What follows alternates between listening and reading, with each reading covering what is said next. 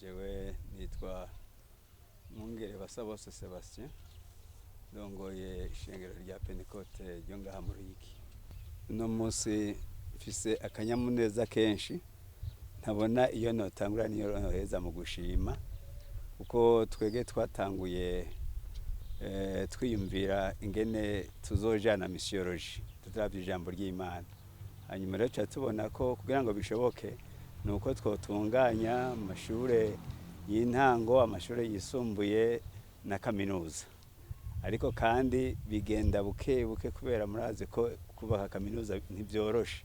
Ariko kandi Imana iradufasha biragenda neza. Kaminuza turayubaka, turasaba impusha zose ziremegwa, hanyuma duca turatanguza. None murabona uyu munsi ni umunezero no gushima cane ingene Imana yatugiye imbere kugira ngo dushike kuri iyi ntego y'uno munsi. Murakoze.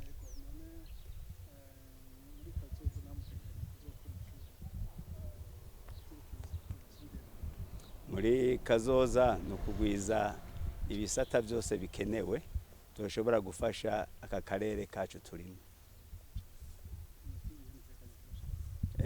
Turafise ibisata twiyumvira, murumva yuko twamaze gushiramo n'igisata ca teoloji, kandi hariho n'ibindi bisata twiyumvira kuko turafise ibibanza twagomba kubakamo kugira ngo cane cane mu buryo bwo kugwiza umwimbu.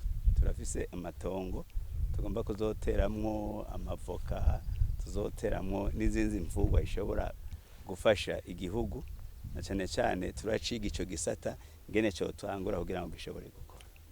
Yego.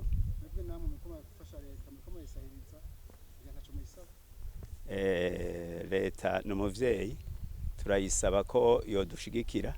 Hariho nk'ibintu bimwe bimwe dushobora kuronka vy'imvamahanga, mvamakungu. Leta rero kuko irabishoboye kandi irashobora no gushikayo. Icyo duyisaba nuko dufise abakwirikirana baza kuraba no kugenzura amashure ko ariko arakora neza, byose bigenda neza. Hanyuma rero barashobora ko tubamenyesha twabwira ubukene dufise. Nk'ubu utwiyumvira nk'igisata cerekeye ivyo kwiga izi mashini nyabwonko, mugabo kandi murabona ko imashini nyabwonko zizimvye cane, kugira ngo uronke izo mashini zishika ishure yose ikwiye biragoye. Nico gituma twebwe tugenda buke buke, ariko leta iyo bidufasha kuko leta irabishoboye. Gusa nuko kumbure idashobora kumenya ivyiyumviro vyacu, mugabo mwakoze kuza kugira ngo ivyiyumviro vyacu twifuza kuri leta bishobore gushikira leta, kuko muriko muratwumviriza mufata amaji vy'ivyiyumviro vyacu dufise mu ishure ya kaminuza.